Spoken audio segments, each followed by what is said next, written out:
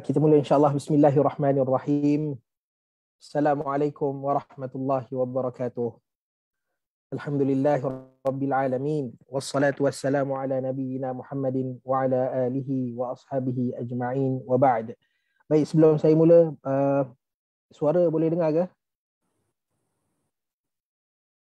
Boleh. Dengar, Ustaz. Baik. Okey, baik, insyaAllah. Terima kasih. Saya permulaannya saya mohon maaf. Saya duk tunggu masuk satu link tadi, rupanya link untuk kelas Disember, 3 Disember. Padahal pelik Ustaz, tak boleh masuk. Okey, baik. Pertama dan selama-lamanya segala pujian dan pujaan pada Allah Subhanahu Wa Taala yang mengizinkan kita untuk kita bersama-sama sekali lagi bertemu pada petang hari Jumaat yang kita harapkan agar ia penuh dengan keberkatan. Hari Jumaat itu sendiri adalah hari yang dipilih oleh Allah Subhanahu Wa Taala untuk menjadi Sayyidul Ayyam, untuk jadi penghulu kepada hari-hari. Okay, di mana ada beberapa kelebihan yang diceritakan oleh Nabi SAW berkenaan dengan hari Jumaat. Okay. Tetapi apa yang lebih penting adalah bukan untuk cerita tentang kelebihan-kelebihan tersebut, kerana turunnya Adam alaihi salam, diciptakan Adam alaihi salam, hari kiamat berlaku, wala taqumu sa'ah illa fi yaumil jumu'ah, kecuali pada hari Jumaat. Perkara-perkara ini dia tidak membantu kepada kita. Tetapi yang lebih penting adalah kita mengetahui apa benda-benda penting, poin-poin penting yang ada pada hari Jumaat agar kita dapat mengambil faedah daripada kedatangan hari Jumaat itu sendiri. Okay, bagi yang ada yang dah lepas seperti datang awal ke solat Jumaat, maka ini kelebihan untuk orang yang menghadiri solat Jumaat. Okay, bagi orang yang tak dapat menghadiri solat Jumaat, di mana di sana ada peluang untuk berselawat kepada Nabi SAW. Di sana ada peluang untuk kita berdoa kepada Allah Subhanahu Wa Taala, di mana Nabi SAW menganjurkan kepada kita untuk berdoa, terutamanya pada sa'ah tamisuha fi akhir sa'atin min yaumil jumu'ah. Carilah doa mustajab ini pada saat, pada jam yang terakhir di dalam hari Jumaat. Okey. Jadi jam yang terakhir sebelum habis Jumaat adalah 1 jam sebelum masuknya waktu maghrib pada hari Jumaat. Maka perbanyakkanlah doa pada Allah Subhanahu Wa Taala. Begitu juga untuk kita membaca surah Al-Kahfi. Okey. Mana surah Al-Kahfi adalah kata Nabi SAW, siapa yang membaca surah Al-Kahfi pada hari Jumaat, adha Allahu lahu minan nuri ma bainal jumu'atain. Allah Ta'ala akan menerangkan bagi dia. Allah Ta'ala akan memberi cahaya kepadanya, dan cahaya itu, banyaknya cahaya itu boleh meneranginya ma bainal jumu'atain, antara Jumaat ke Jumaat. Maksudnya cahaya yang begitu banyak. Dan nak cerita panjangnya ataupun banyaknya cahaya ini adalah cahaya yang memenuhi antara ma bainahu ila baitil atiq. Dalam satu riwayat lain, Nabi SAW menyebutkan cahaya daripada tempat dia berada sehinggalah ke Baitul Atiq, iaitu Kaabah. Itu banyaknya cahaya yang Allah Subhanahu Wa Taala sediakan bagi orang-orang yang membaca surah Al-Kahfi pada hari Jumaat. Jadi insya-Allah kita nak sambung kita punya perkongsian kita, tapi saya screen. Kejap. Ia tak boleh share screen.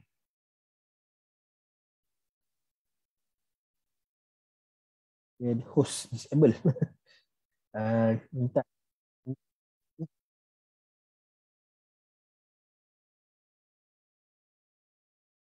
screen.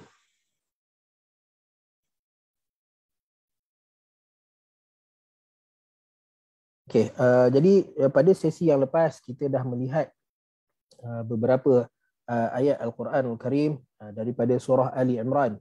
Sementara kita tunggu dapat boleh share screen. Okey. Kita dah melihat beberapa potongan ayat-ayat Al-Quran, terutama ayat yang panjang daripada 180 hingga 186 yang menceritakan bagaimana perihal orang-orang Yahudi. Okay, orang-orang Yahudi, di mana kenapa Allah Subhanahu Wa Taala datangkan cerita orang Yahudi ini selepas bercerita tentang peperangan Uhud. Okay, kerana antara perjanjian Nabi SAW dengan orang Yahudi adalah ketika mana Nabi sampai ke Madinah Al-Munawwarah, maka Nabi mengutamakan agar adanya kestabilan, agar adanya keharmonian. Dalam satu rumah, di bawah satu bumbung, di dalam satu sempadan, kalau ada orang yang tak suka, membenci, iri hati, ada orang yang nak khianat antara satu sama lain, maka keadaan itu lebih berbahaya daripada musuh yang datang daripada luar.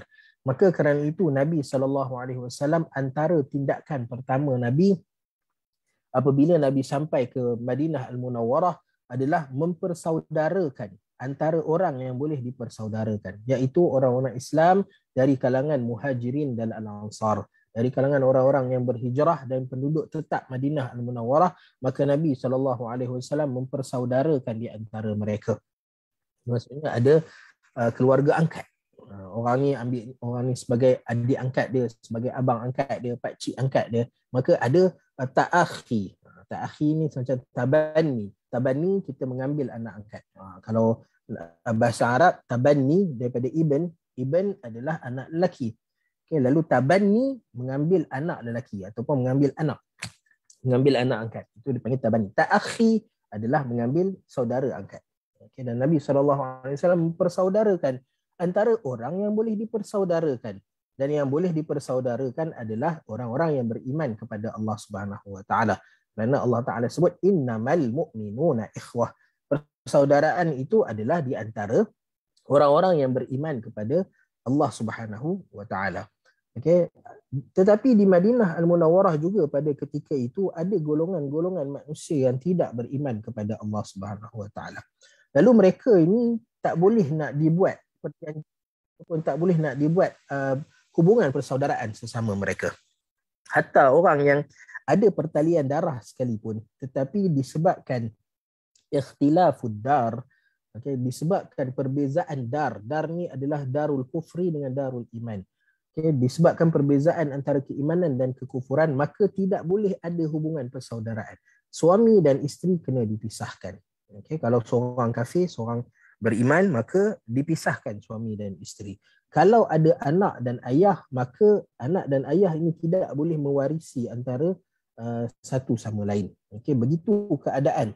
Walaupun ada pertalian darah sekalipun, tetapi hubungan persaudaraan itu adalah persaudaraan di atas agama Allah Subhanahu Wa Taala. Kalau tidak ada agama Allah Subhanahu Wa Taala, maka pertalian darah itu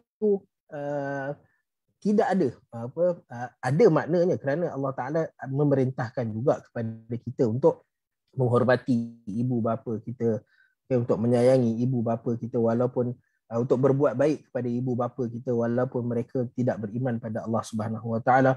Tetapi nak katanya bahawa nilai yang ada di dalam hubungan darah itu tidak ada. Tidak ada.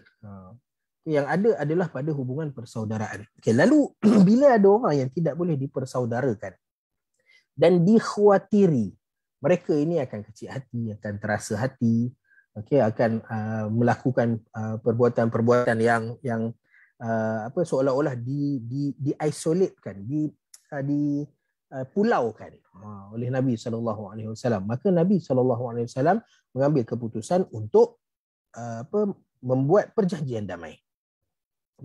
Nabi SAW mengambil keputusan untuk membuat perjanjian damai.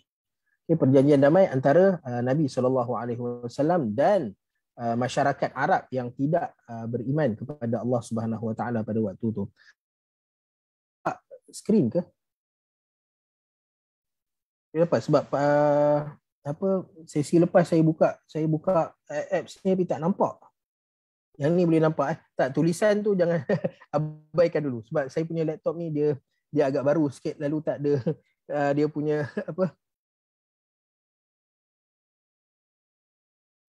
perkataan huruf tu tak ada. Tapi yang skrin ni secara ni nampak tak? Secara umumnya skrin ni nampak? Nampak, boleh balas kat chat pun tak apa.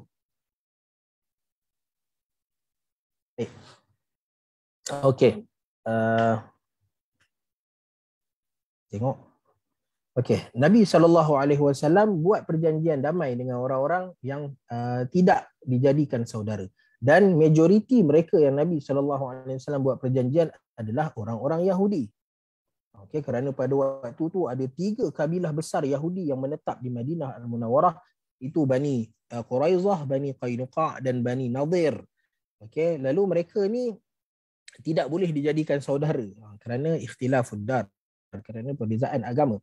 Lalu Nabi membuat perjanjian dengan mereka. Antaranya perjanjian dengan mereka ialah perjanjian di mana kena saling bantu-membantu antara satu sama lain untuk membangunkan Madinah Al-Munawwarah dan mempertahankan Madinah Al-Munawwarah apabila diserang oleh musuh. Okey.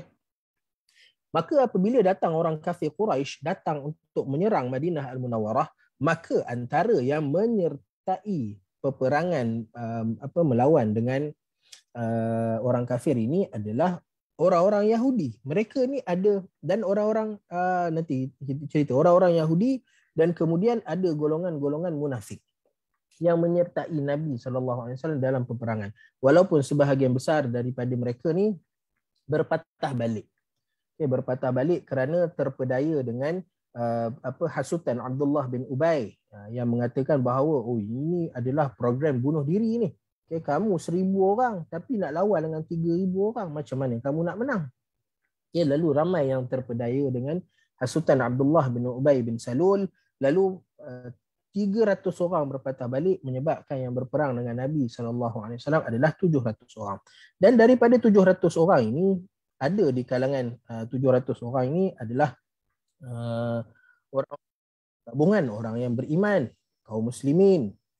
Okey, kaum muslimin yang ditambah dengan orang munafik di dalamnya. Ada orang munafik sekali berperang dengan Nabi SAW, dan ada orang Yahudi yang telah membuat perjanjian dengan Nabi SAW, dan mereka ini ada mutual understanding, ada persefahaman yang sama, iaitu untuk pertahankan Madinah. Okay. Ini menyertai peperangan bersama dengan Nabi SAW. Okay. Lalu kemudiannya apabila selesai daripada peperangan dan mereka mendapat ghanimah, hasil daripada perang adalah ghanimah, harta rampasan perang. Okay. Harta rampasan perang ini dibahagikan kepada mereka semua ni yang menyertai peperangan, semua sekali.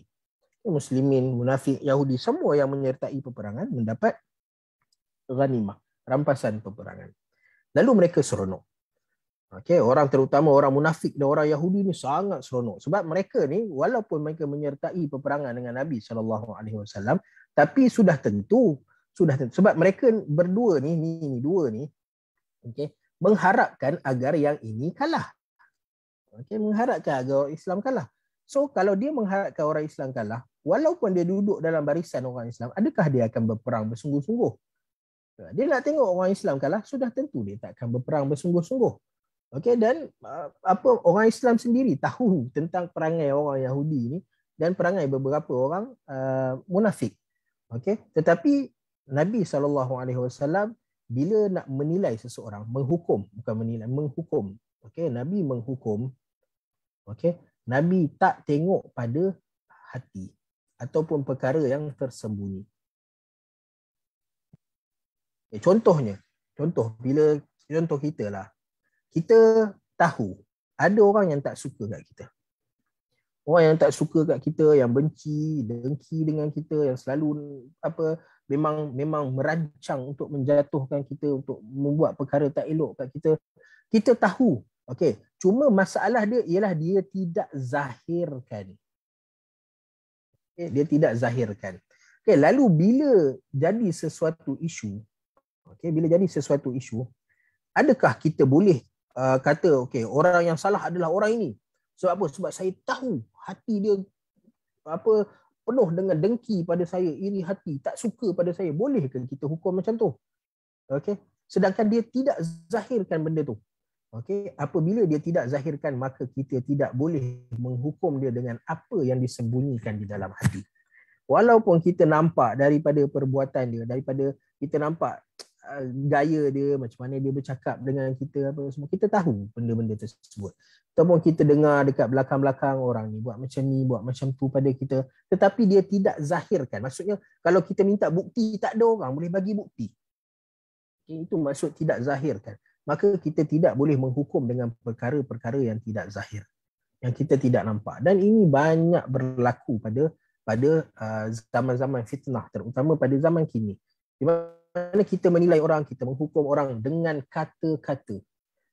Okey, dengan berita-berita yang datang pada kita. Lalu berita yang datang pada kita, oh orang ini adalah pembunuh. Kita pun kata, tengok ni bunuh apa semua. Kamu tahu kat mana? Pendakwa raya dia ada, dia polis ada dia punya bukti dia. Okey, pendakwa raya ada bukti dia. Yang kamu yang masuk campur dalam urusan ni, apa bukti yang kamu ada untuk panggil dia pembunuh? Okey, tapi kita duduk sibuk dengan berita yang keluar dekat surat khabar, kita pun menilai orang dengan macam ni.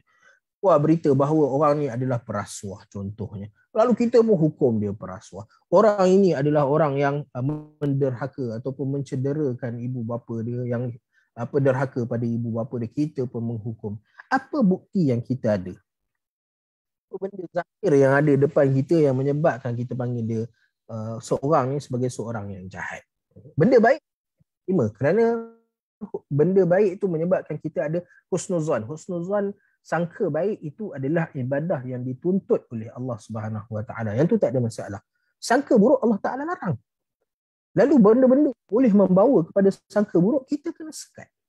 Antaranya adalah apabila kita menilai orang dengan benda yang kita tak nampak, melainkan cerita-cerita dan khabar berita yang terpampang di surat khabar dan di televisyen. Itu pun kita tak tahu sumbernya betul atau tidak.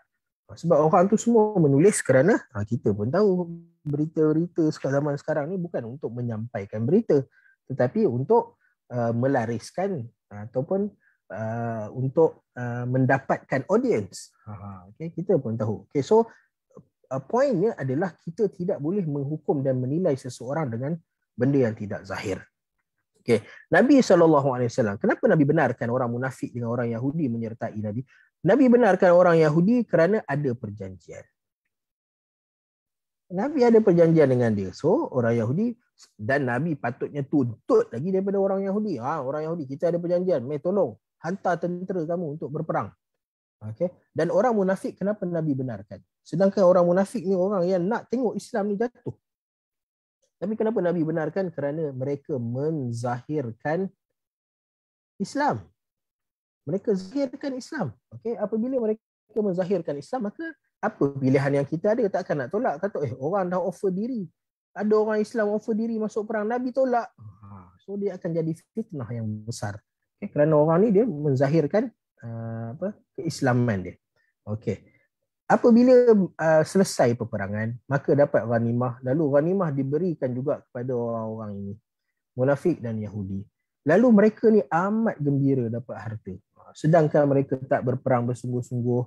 Bahkan ada yang berhasrat dan bercita-cita untuk lari daripada medan perang, untuk beredar daripada medan perang, dan untuk menyalahkan Nabi SAW di atas kematian 70 orang.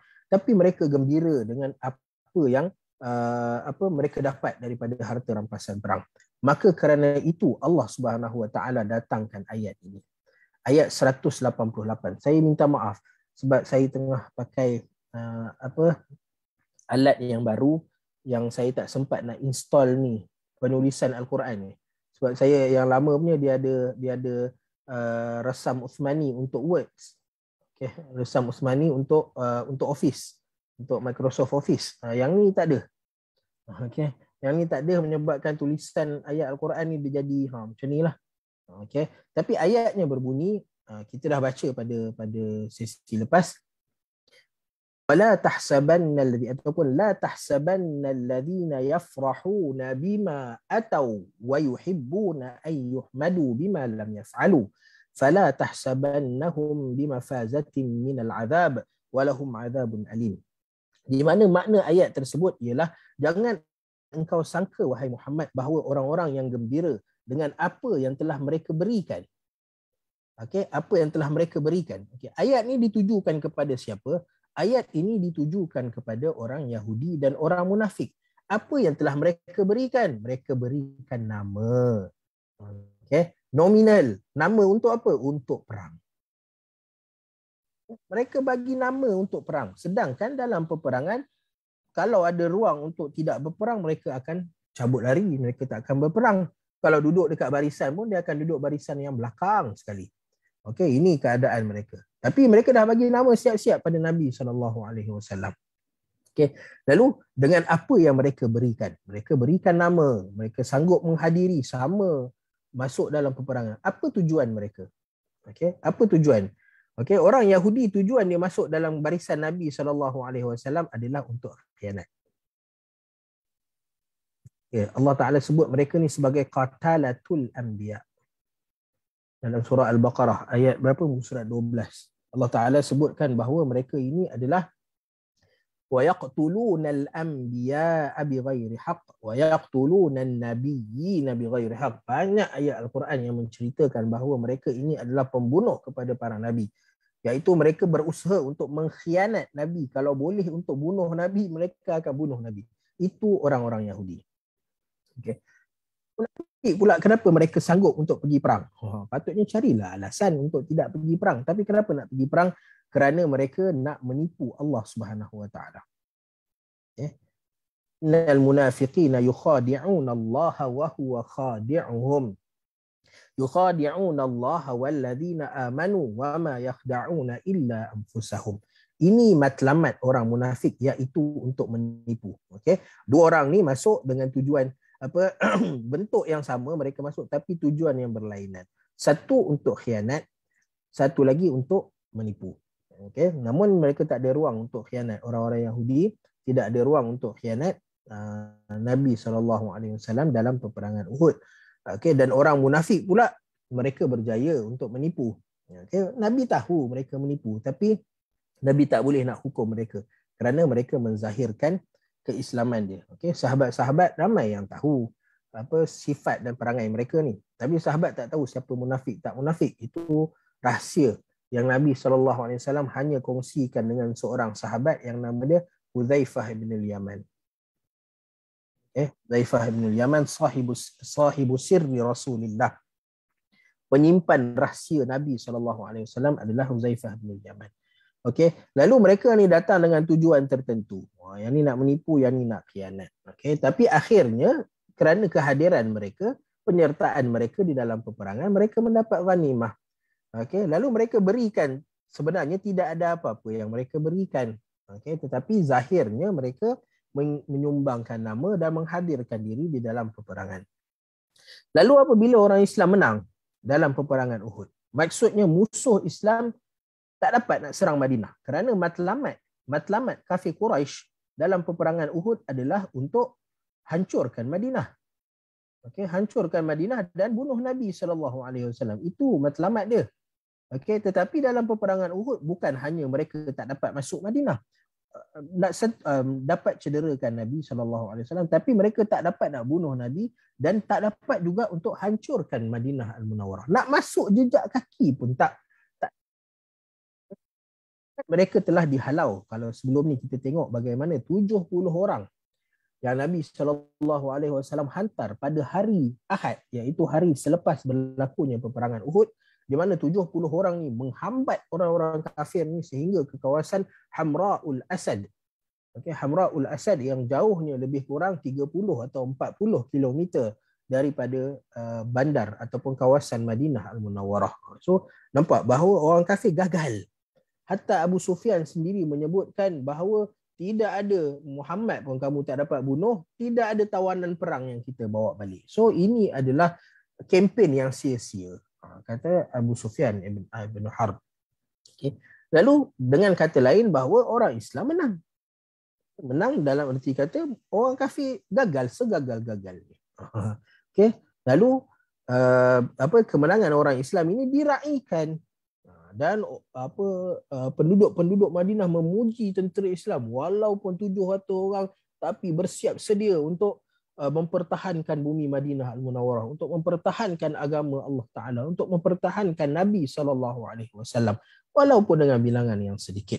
Okay, lalu mereka dipuji. Dan antara yang suka dipuji, bagi orang yang benar-benar beriman pada Allah Subhanahu Wa Ta'ala, dia menganggap ini adalah ibadah. Okay. Dan orang yang beriman pada Allah Subhanahu Wa Taala dahlah menganggap ibadah dan mereka mengharapkan syahid. So kalau gembira, ya gembira. Kerana apa? Kerana musuh tak dapat menawan Madinah Munawwarah. Tapi mereka gagal, mereka tak dapat ni. Benda yang mereka cari, syahid di jalan Allah Subhanahu Wa Taala. Lalu mereka akan ada, walaupun gembira, ada kesedihan sikit dalam diri mereka. Okay, kerana tak dapat ganjaran syahid. Ini ganjaran yang di-offer hanya semasa peperangan sahaja. Yang mana kita susah nak jumpa sekarang ni. Okay. Peperangan antara orang Islam dan bukan Islam. Okay. So mereka mencari syahid dan mereka gagal mendapat syahid, akan ada kesedihan. Tetapi ada orang yang akan melompat-lompat kegembiraan. Okay. Kerana apa? Kerana dia tak mati. Terutama orang Yahudi yang Allah Ta'ala ceritakan bahawa la tajidannahum wa la tajidannahum ahrasan nasi ala hayatin wa minal ladina asyraku. Allah Ta'ala bagi tahu bahawa orang Yahudi ini adalah orang yang sangat takut kepada kematian dan inginkan ahrasan nasi ala hayah. Kalau boleh hidup, dia akan hidup. Dia akan cuba untuk hidup. Orang dah bagi tahu bahawa katalah okey, antara penyebab kematian adalah sakit jantung. Okey, sakit jantung. So dia akan cari apa benda kita boleh buat untuk lawan sakit jantung ni. Okey, tak cukup dengan ubat. Okay, ubat sakit jantung. Tambah pula dengan apa? Dengan pacemaker, dengan pendetak jantung tu. Jantung dah tak berdetak pun boleh detakkan lagi dengan bateri. So ada benda-benda yang mereka usahakan untuk seolah-olah menggambarkan bahawa mereka tak nak kepada kematian. Okay, ini orang-orang Yahudi. Okay, lalu mereka gembira apabila mereka dapat pulang dengan selamat. Dan mereka suka dipuji untuk sesuatu yang tidak mereka lakukan. Okay, yang mana Allah Ta'ala bagi tahu bahawa mereka sebenarnya tidak berperang pun di dalam perang Uhud. Tapi oleh kerana penyertaan mereka menyebabkan orang tahu, wah ini pun turut sama perang, baguslah kau ni hebat lah. Okay, macam itulah. Okay, lalu Allah Ta'ala kata, walaupun kamu nampak dekat dunia ni, mereka ni dipuji, diangkat, diberikan harta rampasan perang, janganlah engkau menyangka mereka selamat daripada azab. Wahai Muhammad, kamu tak perlu risau. Mereka ni macam mana keadaan pun, menang orang Islam ke kalah ke, mereka tetap akan diazab oleh Allah Subhanahu Wa Taala. Okay. Dan azab yang mereka terima bukan azab biasa-biasa, tapi bagi mereka azab yang pedih. Allah Ta'ala cerita. Okey, lalu kita nak tengok apa dicerita di sebalik turunnya ayat ini. Tadi kita bagi gambaran secara umum, tapi peristiwa apa yang menyebabkan Allah Subhanahu Wa Taala turunkan ayat 188 daripada surah Ali Imran. Baik. Terdapat dua riwayat yang kuat berkenaan sebab turunnya ayat-ayat ini. Yang pertama, daripada Abi Sa'id Al-Khudri radhiyallahu taala an, anna rijalan minal munafiqin fi ahdi Rasulillah sallallahu alaihi wasallam kanu idza kharaja an-nabiy sallallahu alaihi wasallam ila al-ghazwi takhallafu anhu wa farihu bi maq'adihim khilaf Rasulillah sallallahu alaihi wasallam fa idza qadima an-nabiy sallallahu alaihi wasallam i'tadharu ilayhi wa halafu wa ahabbu an yuhmadu bima lam yaf'alu. Fanazalat, ayat ini 188. Okey, daripada Abu Sa'id Al-Khudri. Riwayat ini dibawa keluar oleh Al-Bukhari dan Muslim. Ini riwayat yang tingkatan kekuatannya adalah tingkatan kekuatan yang tertinggi. Okey, yang diriwayatkan bersama oleh Al-Bukhari dan Muslim. Kata Abu Sa'id Al-Khudri bahawa inna rijalan minal munafiqin. Ada sekumpulan manusia dari kalangan orang-orang munafikin. Okay, maksudnya Abu Sa'id Al-Khudri dia dah bagi tahu awal-awal bahawa ayat ini turun kepada orang munafik. Okay. Inna rijalan minal munafiqin fi ahdi Rasulillah sallallahu alaihi wasallam. Pada zaman Nabi sallallahu alaihi wasallam. Okay. Pada zaman Nabi inilah yang menjadi indikator. Okay, menjadi penanda. Okay, bahawa ini adalah sababun nuzul. Okey, sebab turun. Okey, sebab apa? Kalau ayat ni inna rijalan minal munafiqin. Okey, kanu idza kharaja Nabi sallallahu alaihi wasallam. Okey, fi ahdi Rasulillah ini membuktikan bahawa orang-orang munafikin pada zaman Nabi sallallahu alaihi wasallam. Maksudnya pada zaman wahyu masih diturunkan. Okey, wahyu masih diturunkan. Okey, bermakna ia boleh menjadi sebab kepada turun ayat ini. Apa yang orang munafik ni buat? Okey. Dan orang munafik ni kita kena tahu. Orang munafik ni dia start keluar pada tahun bila? Bila munculnya orang munafik? Pada tahun 2 Hijrah. Okey. Masa bila keluarnya orang munafik ni? Dia orang munafik ni bukan kata Nabi SAW sampai dekat Madinah Al-Munawwarah terus ada orang munafik, ada orang beriman, ada orang Yahudi, ada orang munafik. Tak. Orang munafik pada asalnya dekat Madinah Al-Munawwarah ni ada dua kumpulan. Orang yang beriman dan orang yang kufur. Sama macam dekat Mekah, ada orang beriman, ada orang kufur. Okey, tetapi tiba-tiba orang kufur ini pula dia terpecah kepada dua, iaitu orang yang kekal kufur dan munafik adalah orang yang zahirkan Islam. Tapi sebenarnya dia adalah seorang yang kufur pada Allah Subhanahu Wa Taala. Cuma dia menzahirkan Islam. Dia orang tanya ni, kamu beriman ke? Ya, saya beriman. Mengucap asyhadu an la ilaha illallah. Baca Al-Fatihah dia boleh baca. Solat, jom solat sama-sama. Pergi haji, jom pergi haji sama-sama. Mereka menzahirkan Islam. Okey, tetapi sebenarnya dalam hati mereka adalah kufur, tak percaya pun pada Nabi SAW. So munculnya munafik ni sebab apa? Apa yang menyebabkan munculnya munafik ni? Okey. Sebelum kedatangan Nabi SAW, Aus dan Khazraj, dua kabilah besar. Okey, dua kabilah besar yang ada di Madinah Al-Munawwarah, mereka berperang. Okey, perang yang dikenali sebagai perang 100 tahun. Berperang 100 tahun, bahkan lebih daripada 100 tahun. Okey, lalu ditakdirkan oleh Allah Subhanahu Wa Taala sebelum kedatangan Nabi SAW, dua kumpulan ni berdamai. Mereka berdamai. Lalu mereka nak pilih siapa yang layak untuk jadi pemimpin. Lalu setelah bermesyuarat dan dah pertimbangkan baik dan buruk, lalu mereka nak ambil Abdullah bin Ubay. Abdullah bin Ubay. Okey, Abdullah bin Ubay ni dia bukanlah jadi pemimpin keseluruhan, tetapi dia adalah salah seorang pemimpin, salah seorang pemimpin yang akan memimpin kabilah gabungan, okey, pakatan Aus dan Khazraj. Mereka dah berdamai, maka adalah pakatan Aus dan Khazraj yang akan dipimpin oleh Abdullah bin Ubay. Tetapi takdir Allah Subhanahu Wa Taala juga, sebelum Abdullah bin Ubay ini diangkat ataupun sebelum angkat sumpah pegang jawatan dia, maka Nabi SAW telah berhijrah ke Madinah Al-Munawwarah. Lalu penghijrahan Nabi SAW menyebabkan Aus dan Khazraj ini daripada nak angkat satu kumpulan manusia untuk jadi pemimpin, terus menjadikan Nabi sebagai pemimpin. Nabi sebagai pemimpin. Menyebabkan yang ini marah. Dia hot ni. Macam nak buat muka marah. Dia ada ni. Muka marah. Macam itulah lebih kurang. Okay, muka dia muka marah. Okay. Menyebabkan Abdullah bin Ubay ni marah. Lalu bila Abdullah bin Ubay ni marah, maka dia tak nak ikut Nabi SAW. Dia bukan tak ikut Nabi sebab Nabi salah ke betul ke, dia tak nak. Dia tak pandang yang tu.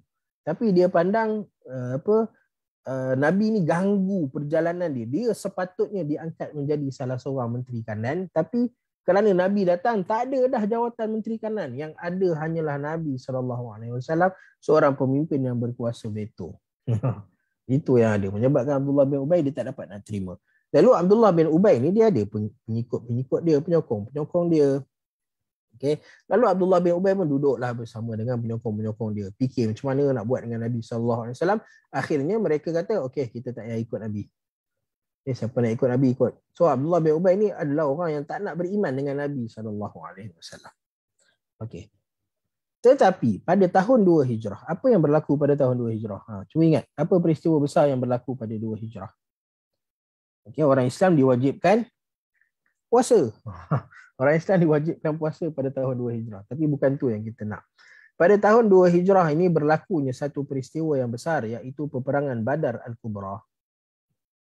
Perang Badar Al-Kubra, sebab ada Badar As-Sughra. Okay, Nabi SAW pernah menghantar pemimpin Islam, Abdullah bin Jahsh. Abdullah bin Jahsh, abang kepada isteri Nabi SAW, Zainab bintu Jahsh. Okay. Nabi pernah hantar Abdullah bin Jahsh untuk perang di Badar juga. Tapi peperangan Badar itu dipanggil sebagai Badar Sughra. Okey, yang ni 2 Hijrah ni adalah perang Badar Kubra. Okey, perang Badar Kubra. Okey, di mana dalam peperangan Badar Al-Kubra ni 300 orang Islam mengalahkan 1000 orang yang terkenal. Ini terkenal kerana kehebatan dia dalam peperangan, kehebatan dia dalam ekonomi, kehebatan dia dalam bahasa. Quraisy ni sangat terkenal di semenanjung tanah Arab. Lalu bila berita tersebar bahawa orang Quraisy kalah dengan kumpulan yang jauh lebih kecil daripada tentera mereka yang lengkap bersenjata, maka orang jadi satu kegemparan di bumi Arab. Okay. Lalu kegemparan tu lebih dahsyat lagi di Madinah Al-Munawwarah. Okay, orang Yahudi yang sebelum ni anggap Nabi kalah lah tu. Tiba-tiba Nabi menang dalam peperangan Badar. Orang-orang munafik yang sebelum ni kata, okey, kita tak join Nabi SAW. Siapa nak join lah Nabi SAW. Kami tak join Nabi SAW. Allah bin Ubay kata tak nak join Nabi SAW. Tapi selepas berlakunya peperangan Badar, terkejut semua orang. Oh, Nabi boleh menang. Ada potensi besar. Lalu orang Yahudi mula menempik dengan Nabi SAW. Mereka khianat tu masih ada, nak bunuh sebab jiwa mereka, jiwa yang tak tenteram dengan Nabi SAW. Mereka masih lagi nak bunuh Nabi SAW. Okey, tetapi bagi Abdullah bin Ubay pula, mereka ni adalah orang-orang politician. Orang politik yang tak nak terima Nabi disebabkan oleh politik. Lalu mereka kata, kalau kita menempik sekali ni, okey, maka kemungkinan kita dapat habuan. Sebab nampak ada potensi besar ni. Okey. Lalu Abdullah bin Ubay ni memimpin pengikut-pengikut dia dan membuat satu gerakan untuk masuk sekali dengan pakatan Aus dan Khazraj dan Muhajirin dan Ansar yang bersama Nabi SAW. Tapi nak masuk dalam pakatan ini memerlukan mereka masuk Islam. Okay, kena masuk Islam dulu baru boleh join. Tak masuk Islam tak boleh lah, kita ada perjanjian je lah antara kita. Okay, menyebabkan mereka ni terus masuk Islam. Okay, dan masuk Islam mereka bukan sebab masuk Islam, tapi masuk Islam kerana nak habuan dunia. Okay, kerana mereka dapati bahawa Nabi ada potensi untuk jadi satu pemimpin besar dan dalam perang Badar pula dapat harta ghanimah yang banyak. Okay, lalu mereka nakkan habuan dunia tersebut menyebabkan mereka berpura-pura masuk Islam. Okay. Masuk Islam ada tanggungjawab. Okay. Sebab tu orang yang nak masuk Islam, bila kita ada mu'allaf yang nak masuk Islam, maka perkara pertama yang kita kena tekankan kepada dia adalah dalam Islam ini ada hak dan tanggungjawab.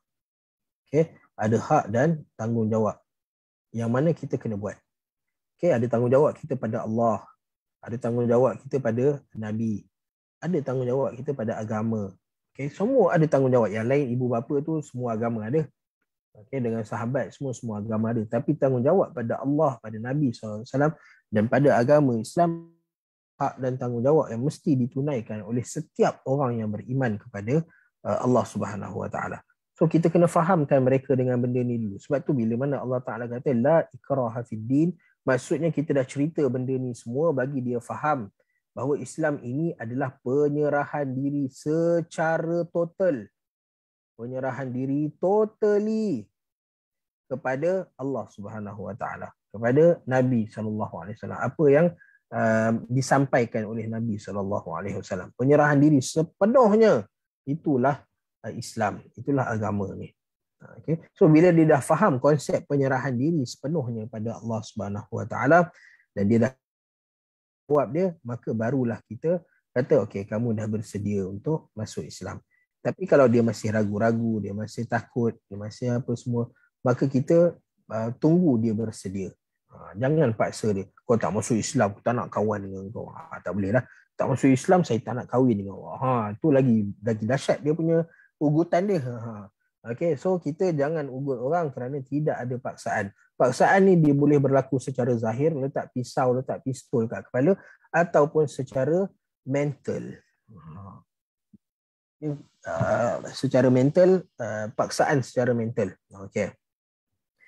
Lalu orang-orang munafik ni, saat ni lah keluarnya orang-orang munafik, iaitu orang yang tak nak beriman tapi terpaksa. Terpaksa sebab nakkan habuan dunia. Okay. Lalu orang munafik ni, kata Abu Sa'id Al-Khudri, idza kharaja an-nabiy sallallahu alaihi wasallam ila al-ghazwi takhallafu an. Apabila Nabi nak keluar pergi perang, maka mereka akan mencari alasan macam mana mereka nak takhallafu an. Macam mana mereka boleh untuk tidak menyertai Nabi sallallahu alaihi wasallam. Maksudnya cari alasan lah. Okay, cari alasan macam mana tak nak join perang. Kerana antara tuntutan Allah Subhanahu Wa Taala kepada orang beriman adalah kutiba alaikumul qitalu wa huwa kurhul lakum. Telah difardukan kepada kalian semua untuk berperang. Sedangkan tak suka. Siapa yang nak pergi perang, pergi bunuh orang? Tak, orang kita tak bunuh orang, orang bunuh kita. Siapa yang nak benda ni? Allah Taala kata kutiba alaikumul qital. Telah difardukan kepada kalian untuk berperang. Okay, maka orang munafik ni, dia antara tanggungjawab dia adalah untuk pergi perang, bukan hanya solat, bukan hanya zakat, bukan puasa, tapi turut jihad di jalan Allah Subhanahu Wa Taala.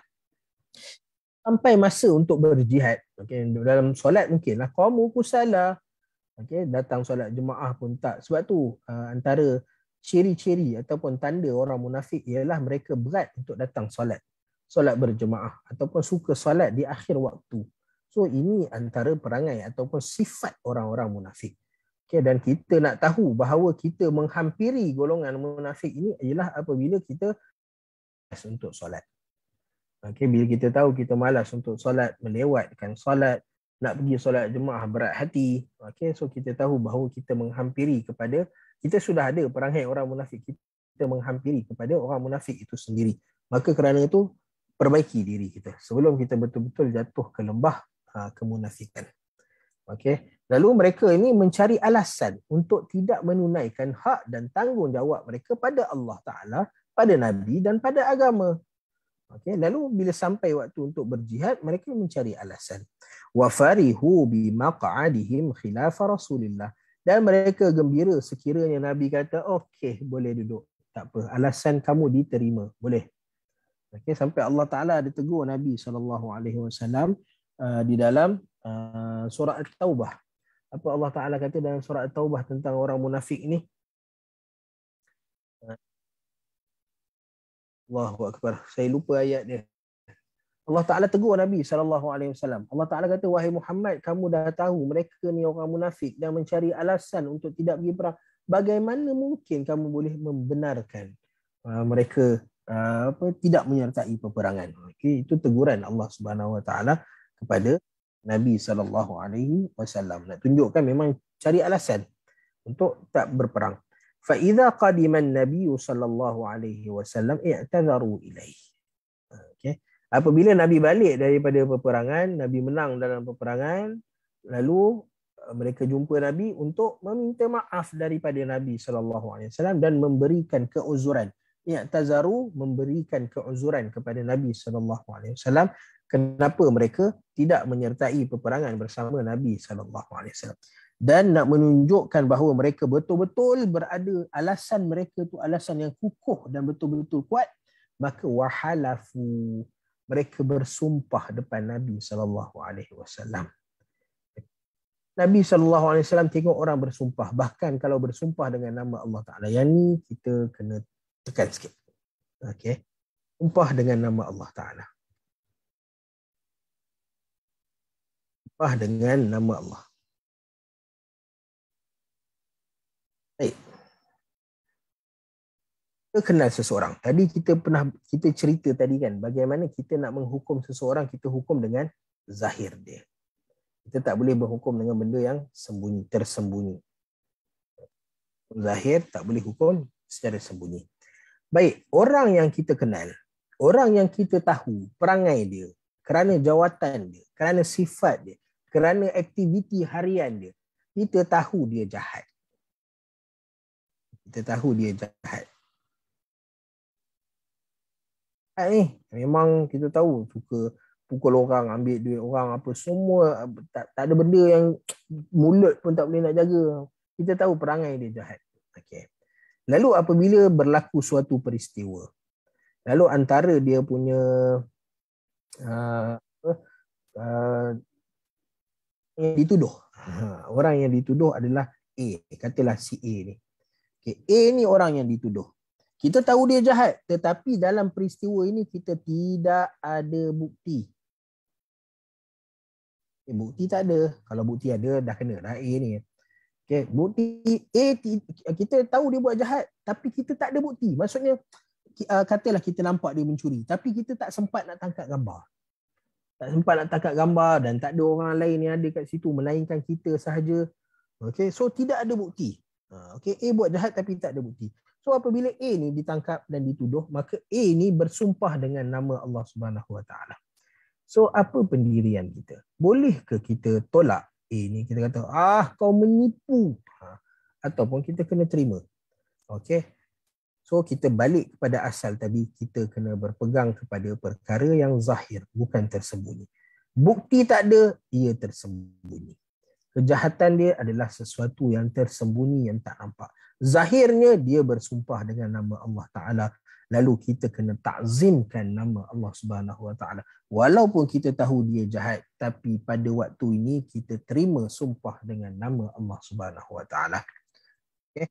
Sebab tu Nabi SAW kata, "Lau yu'tan nasu bida'wahum ladda'a rijalun amwala qaumin wa dima'ahum, walakin al-bayyinatu 'ala al-mudda'i wal yaminu 'ala man ankar." Okay, Nabi suruh bersumpah. Ada bukti sumpah ni untuk orang tak ada bukti.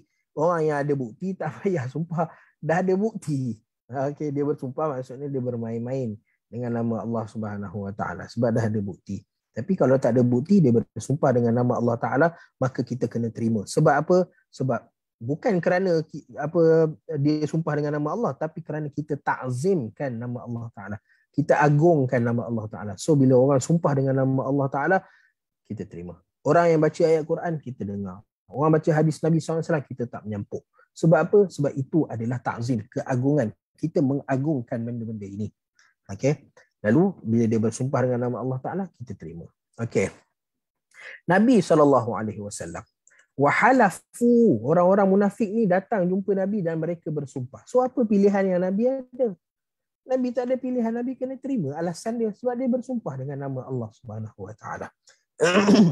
Okey, dan bila Nabi SAW terima alasannya, maka wa ahabbu an yuhmadu bima lam yaf'alu. Dan mereka gembira kerana mereka dipuji ataupun diterima oleh Nabi SAW dengan benda yang tak buat, iaitu dengan tidak menyertai peperangan. Okey, so nampak. Okey, sebab pertama turun ayat ini ialah pada orang-orang munafik yang tak pergi perang, kemudian bagi alasan plus sumpah. Okay. Nabi terima alasan, Nabi terima, mereka happy. Mereka happy. Sebab apa? Bagi mereka sepatutnya seorang tu kalau benar-benar beriman pada Allah Ta'ala sedih. Dia tak dapat, katalah dia pada satu ketika dia tak dapat nak puasa contohnya kerana sakit, dia akan rasa sedih, dia akan rasa nak ganti puasa dia yang tertinggal ni. Jadi kalau dia tak bangun solat, dia akan rasa sedih. Itu kalau kita terlepas waktu solat ataupun kita tak sempat nak solat pada waktunya, kita rasa sedih, maka ketahuilah itu antara tanda-tanda keimanan pada Allah Ta'ala. Tapi kalau kita tak sempat solat, terlepas solat subuh, tidur malam, bangun pagi rasa Allah, terlepas lagi solat, masalah, maka kita tahu bahawa keimanan kita sedang merosot sedikit demi sedikit. Okay, so kita jangan jadi seperti orang munafik yang gembira disebabkan benda yang tak dapat buat. Okay, tak dapat solat subuh berjemaah, happy. Tak dapat pergi solat jemaah, happy. Tak ada kelas Quran, happy. Okay, tak ada apa lagi. Tak ada ceramah agama, happy. Okay, so happy dengan benda kebaikan yang patutnya mereka ambil peluang tu untuk dapatkan pahala, untuk dapat keredaan Allah Ta'ala, tapi mereka lepaskannya. So ini cerita pertama tentang sebab turunnya ayat 188 daripada surah Ali Imran. Okey, baik. Kita nak pergi kepada riwayat yang kedua. Sebelum tu saya minta izin, kena minum. Oh, penat.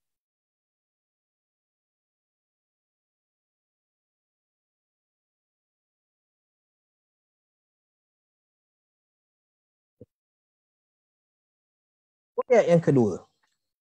Okay. Riwayat yang kedua yang datang, dan riwayat ini diceritakan oleh Ibnu Abbas radhiyallahu taala anhuma. Okey, dan riwayat ini dikeluarkan oleh Al-Imam Muslim rahimahullahu taala di dalam sahihnya. Lalu apa bunyi riwayat ini?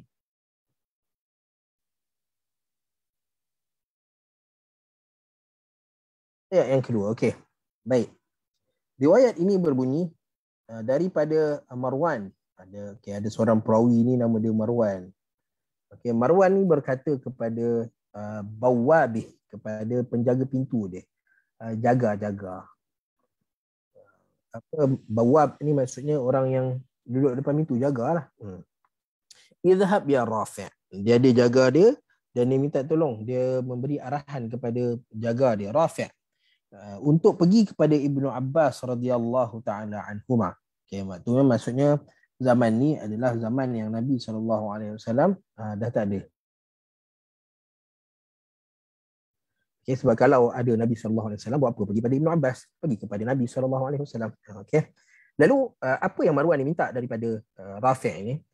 Marwan ni kata pada Rafi', wahai Rafi', pergilah kepada Ibnu Abbas dan katakan kepadanya, la in kana kullu mri'in minna fariha bima ata wa ahabba an yuhmada bima lam yaf'al mu'adzaban lanu'adzabanna ajma'un. Okey, maka maksudnya Marwan ni dia tengah baca ayat Al-Quran dan dia sampai pada ayat 188 daripada surah Ali Imran.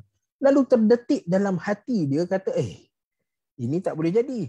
Sebab apa? Sebab apa yang dia faham daripada ayat tu ialah sesiapa yang melakukan sesuatu, okey, dan kemudian dia dipuji kerana benda yang dia buat. Okey. Dia dipuji kerana benda yang dia buat. Maksudnya dia buat sesuatu, okay, dan daripada sesuatu ini menyebabkan ada benda lain terjadi dan orang puji benda-benda ni, sedangkan benda-benda ni dia tak buat, dia hanya buat yang pertama je. Okay, tapi terpalit sekali lah. Okay. Lalu yang dia faham, yang Marwan ni faham daripada ayat tu ialah yang tu lah. Maksudnya bima atau wa yuhibbuna ayyuhmadu bima lam yaf'alu. Okey, yang tu yang dia faham. Semua orang kalaulah setiap orang yang suka dipuji terhadap apa yang dia buat akan diazab oleh Allah Subhanahu Wa Taala, maka semua manusia akan diazab oleh Allah Taala. Okey, dan dia fokus pada diri dia, kami akan diazab oleh Allah Subhanahu Wa Taala. Lalu azabanna ajma'un, aku dan engkau akan kena azab sekali dengan Allah Subhanahu Wa Taala. Okay, sebab jiwa fitrah manusia ini adalah fitrah yang suka orang menghargai kerja kita. Okay, bila kita sesuatu dan orang tengok, kita suka ke orang tengok kata apalah benda ni, apa yang kamu buat ni? So kita tak suka. Kita suka orang tengok kata wah cantik, hebat. Kita suka, itu fitrah yang ada pada kita. Okay, lalu Marwan ni dia faham yang tu. Okay, lalu dia kata kalaulah macam ni tak boleh kena azab, semua manusia akan kena azab. Okay. Dan satu keistimewaan, ini benda yang sangat penting yang kita kehilangan pada waktu ni. Okay, apa dia? Marwan ni dia faham bahasa Arab dan dia ada orang dekat dengan dia yang boleh faham bahasa Arab. Okay, dia boleh tanya kawan dia, jiran sebelah dia, imam masjid kampung dia, dia boleh tanya. Okay, tetapi dia nak jawapan yang melegakan hati dia, yang menghilangkan kerunsingan dia. Lalu dia tanya pada siapa? Pada ulama pada waktu tu, iaitu Ibnu Abbas. Oh, dengan kata lain, kalau kita ada masalah, ada isu pada sesuatu perkara, ada kemusykilan pada agama, kita ada imam, kita ada ustaz, kita ada semua, kita ada. Tetapi alangkah baiknya kita pergi kepada seorang yang telah diiktiraf sebagai alim. Alim. Sebab apa? Ustaz dia boleh bagi jawapan. Okey, mana-mana ahli agama dia boleh bagi jawapan. Okey, tapi jawapan dia tidak sehebat ataupun sesempurna jawapan seorang alim. Kita ada masalah, kita ada mufti, pergi jumpa mufti. Kita ada orang yang bertitle profesor, pergi jumpa, tanya soalan pada mereka. Okay, walaupun kita boleh tanya pada ustaz-ustaz ni, sebab kita secara umumnya mana ada alat nak tahu siapa lagi alim daripada siapa. Okay, so kita tak ada. So apa yang kita boleh buat ialah kita pergi kepada orang yang dah diiktiraf oleh masyarakat, yang diangkat kedudukannya oleh masyarakat, yang ada PhD, doktor, yang ada title profesor, yang ada kedudukan dalam jabatan mufti contohnya, yang ada kedudukan tinggi dari segi agamanya. Okay, kita pergi dan kita bertanya soalan kepada mereka, kerana jawapan yang kita akan dapat tentunya jauh berbeza. Jawapan yang ini jauh berbeza dengan jawapan yang ini. Walaupun jawapan dia sama, menuju ke arah yang sama. Okay, sebab kalau dua-dua berdalil dengan Al-Quran dan hadis, maka samalah. Tetapi capaian dia ni, kemampuan si alim ni untuk istinbat hukum, untuk mengeluarkan hukum tentunya lebih hebat daripada kemampuan ustaz-ustaz biasa dan ahli agama untuk mengeluarkan hukum. Okay, sebab itu Marwan ni dia hantar terus kepada siapa? Ibnu Abbas, iaitu alim pada zaman tersebut. Okay, lalu dia bertanyakan soalan ini kepada Ibnu Abbas radhiyallahu taala anhumah. Maka Ibnu Abbas bila dengar soalan ni, Ibnu Abbas kata apa first sekali? Malakum wa li hadhihi ayah. Apa kaitan kamu dengan ayat ni? Okey, apa kaitan kamu dengan ayat ni? Okey, maksudnya Ibnu Abbas bagi tahu dekat sini nak bagi tahu bahawa bukan setiap ayat ini difahami dengan bahasa semata-mata. Okay. Kalau boleh faham dengan bahasa semata-mata, Ibnu Abbas dia akan explain pada waktu tu juga, dia akan explain salah faham yang ada pada Marwan. Ya, tetapi Ibnu Abbas jawapan dia kata, apa kaitan kamu dengan ayat ni? Menunjukkan bahawa ayat ini turun kepada satu golongan spesifik. Kita tak boleh guna bahasa terus untuk tangkap benda tu, tapi kita kena tahu macam mana Ibnu Abbas ni tahu bahawa ayat ini diturunkan kepada satu kumpulan yang spesifik. Ya, kerana kata Ibnu Abbas, innama unzilat hadhil ayatu fi ahli kitab. Okay. Kerana ayat ini diturunkan pada ahli kitab. Macam mana Ibnu Abbas tahu ini alim bila berbicara? Kerana kata Ibnu Abbas, Allah Ta'ala telah berfirman pada ayat sebelum itu. Wa idh akhadallahu mithaqal ladzina utul kitaba la tubayyinunnahu lin-nasi wa la taktumunah. Kerana ayat sebelum itu, ayat 187, Allah Ta'ala sedang bercerita kepada orang yang telah diberikan kitab. Siapa dia yang telah diberikan kitab? Ahli kitab.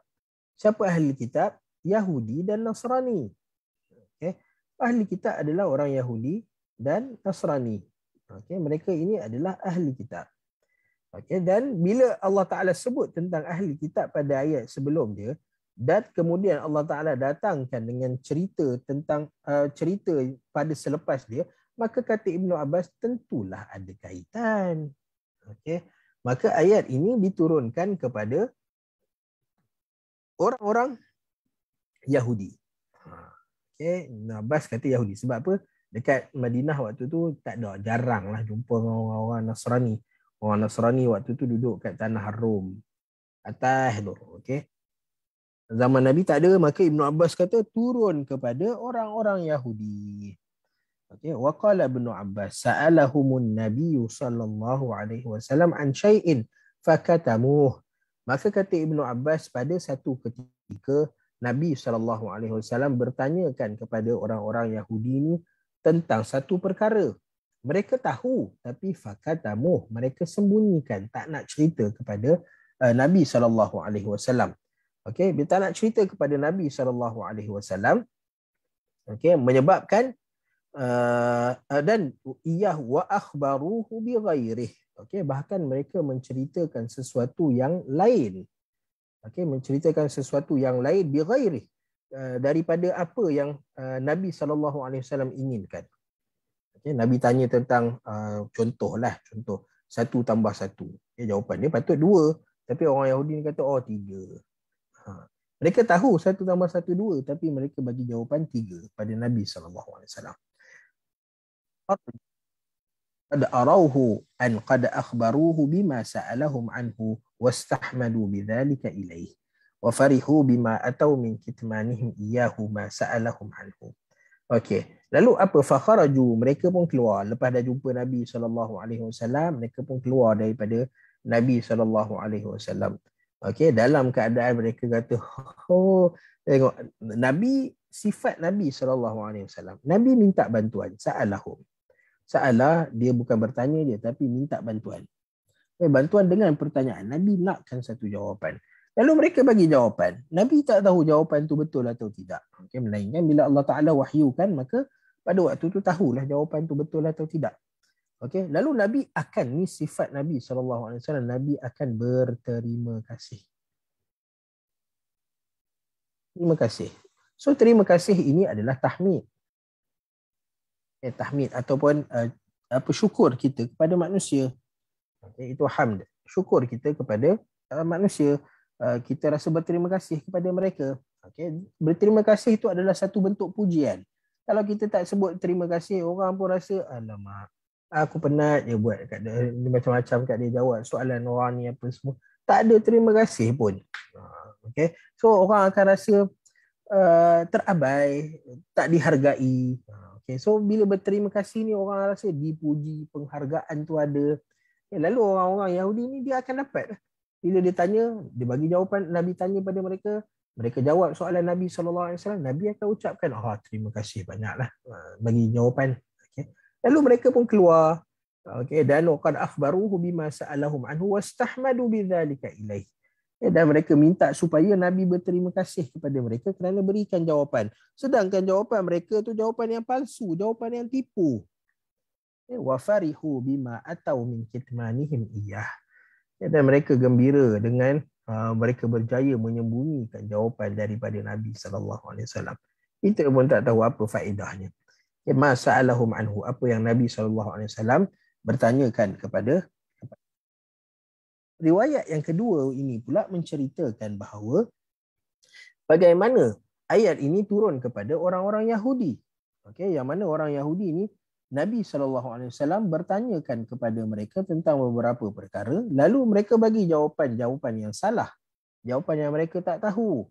Okay, dan kemudian mereka dipuji pula dengan jawapan mereka itu.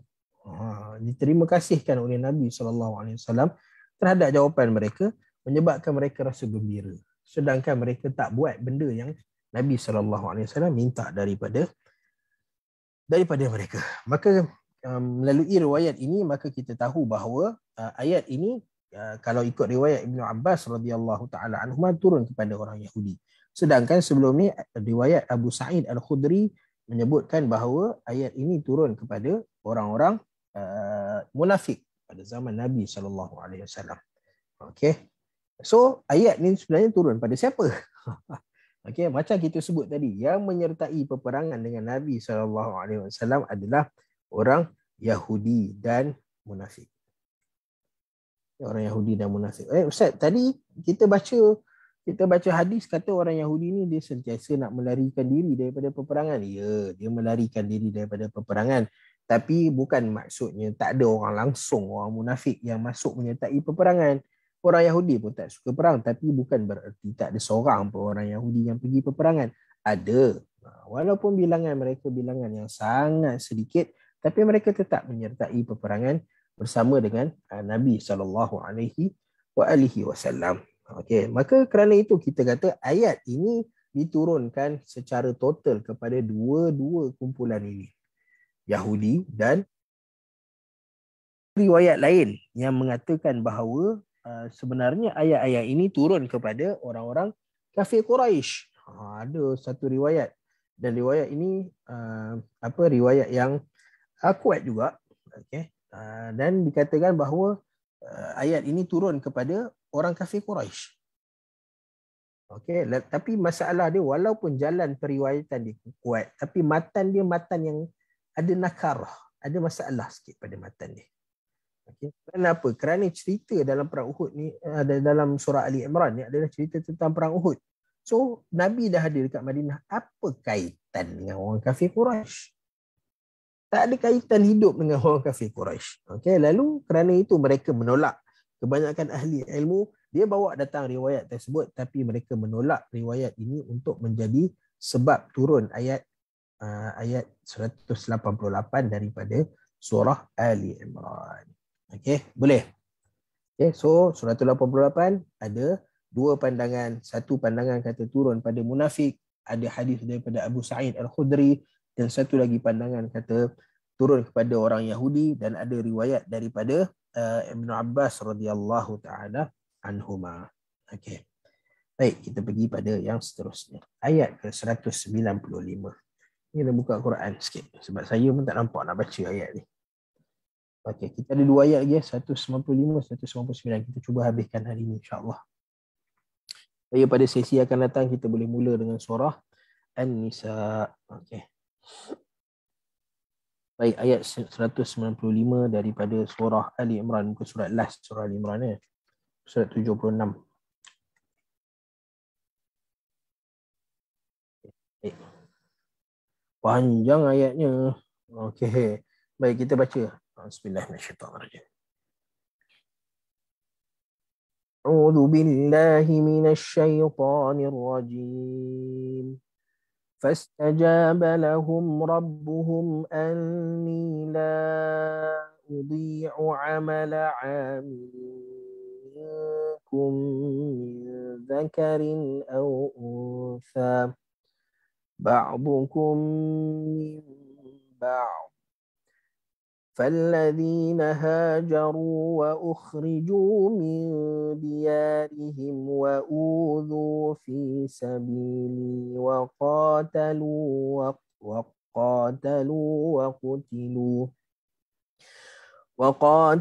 وقتلوا لأكفرن عنهم سيئاتهم ولأدخلنهم جنات تجري من تحتها الأنهار ثوابا من عند الله والله عنده حسن الثواب. Okay, so beza kan? Yang last tu husnul thawab. Wallahu indahu husnul thawab. Okey, baik. Dalam ayat ke-195, minta izin kena minum air. Habis semua apa lah?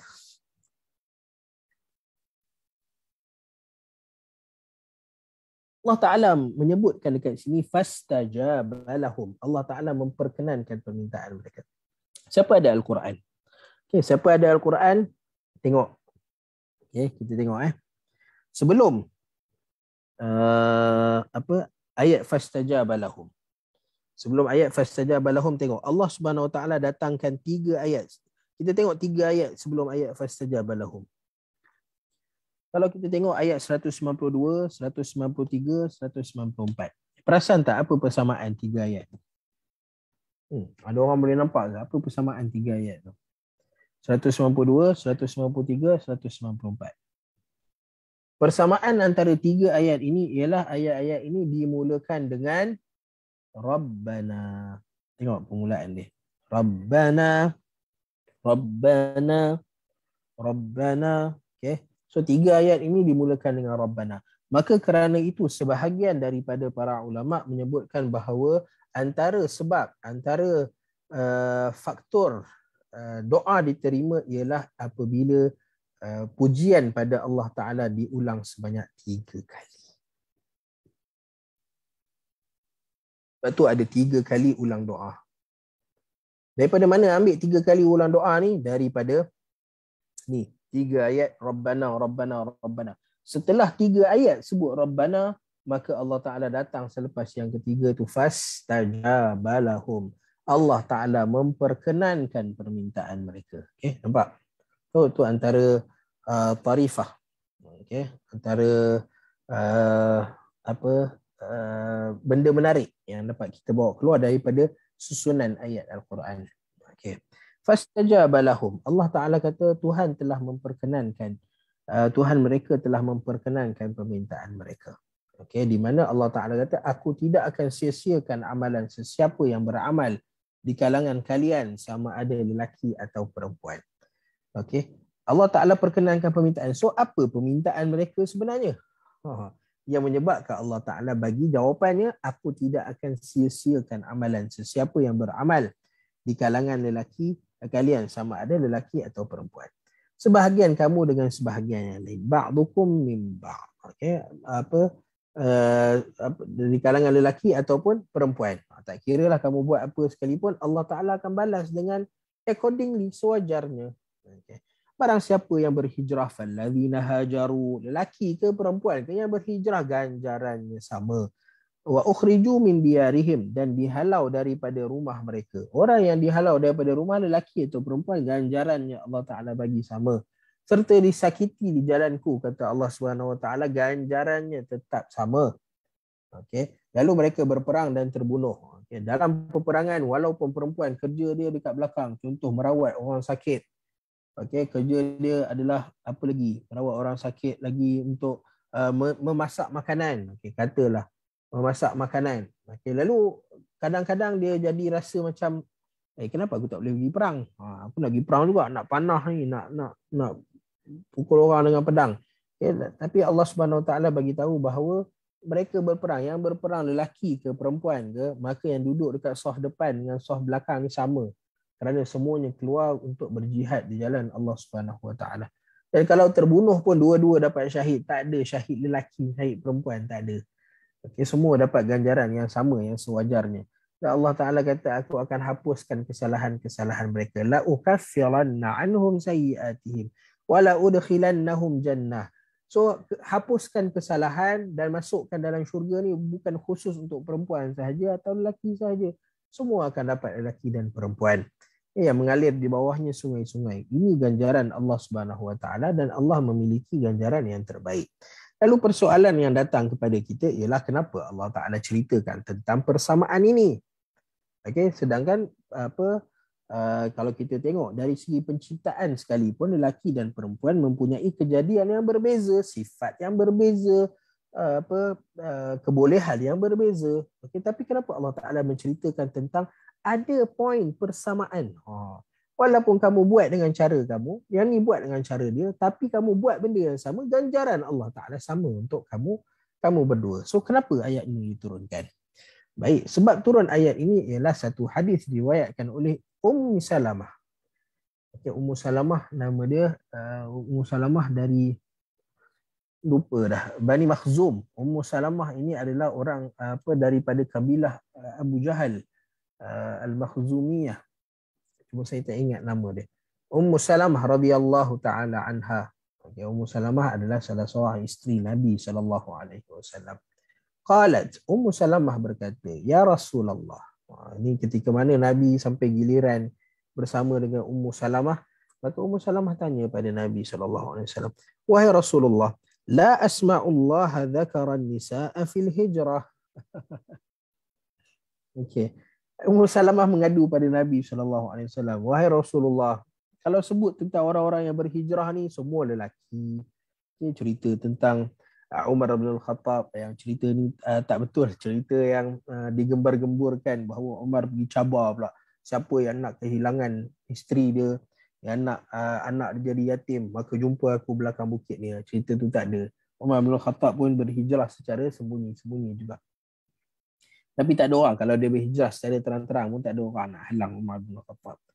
Okay, lalu cerita tentang siapa lagi yang berhijrah, Suhaib bin Sinan Ar-Rumi, yang tinggalkan seluruh harta dia di jalan Allah SWT, kerana nak berhijrah. So cerita-cerita tentang hijrah semua banyak lelaki je. Menyebutkan hatta dalam Al-Quran pun ceritakan tentang lelaki. Banyak perkara-perkara semua ar-rijal. Okey. Menyebabkan Ummu Salamah ni tanya, wahai Rasulullah, tak ada ke cerita tentang perempuan? Okey, terutama dalam bab hijrah, tak ada ke cerita tentang perempuan? Okay, maka Allah SWT turunkan. Okay, seolah-olah macam bila tak ada cerita tentang perempuan, rasa macam perempuan ni dianaktirikan. Betul tak? Kalau cerita tentang, katalah kita sedang bercerita tentang pekerjaan. Okay, lalu kita cerita pekerjaan kita perlukan kepada lelaki yang ni, lelaki yang bertenaga, ada kemampuan ni semua, menyebabkan orang perempuan kata, kami ni tak layak. Bukan kami. Saya tak termasuk dalam perempuan, saya lelaki. Okey. So orang perempuan dia akan kata, tak layak ke perempuan untuk bekerja sekali dengan lelaki. Takkan lelaki dia yang boleh bekerja, perempuan tak boleh bekerja ke? So ada nampak macam anak tiri sikit lah kan. Okey. Tapi kadang-kadang kita kena tahu kenapa banyak zikr lelaki. Kenapa banyak sebut tentang lelaki daripada perempuan. Sedangkan tanggungjawab ni dua-dua ada. Kita sebut tadi hak dan tanggungjawab perempuan kena. Solat pun kena lelaki perempuan. Zakat pun kadang kena lelaki dan perempuan. Perempuan yang hidup sendiri. Okay. Lelaki kalau dia ada lelaki dia lah kena tanggung dia punya zakat. Apa lagi? Dalam semua perkara yang berkaitan dengan tuntutan agama semua banyaknya pergi kepada nama lelaki, nama penggunaan istilah lelaki. So mana perempuan? Sedangkan perempuan pun kena buat juga.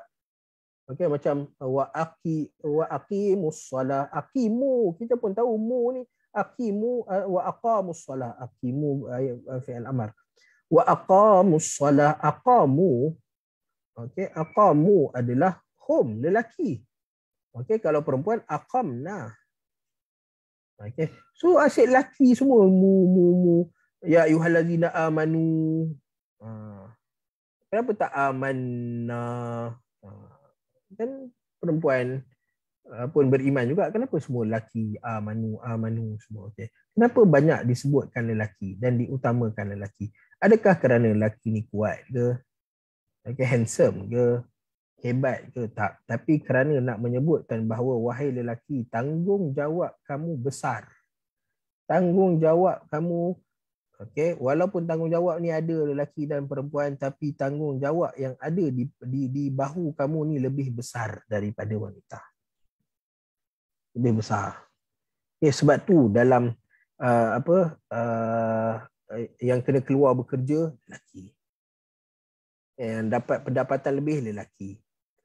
Kenapa tak pendapatan suami dan isteri sama-sama kerja, isteri kerja kat rumah, suami kerja kat luar, dua-dua bekerja, dua-dua penat, asal gaji dapat kat lelaki seorang je, tak dapat kat isteri juga.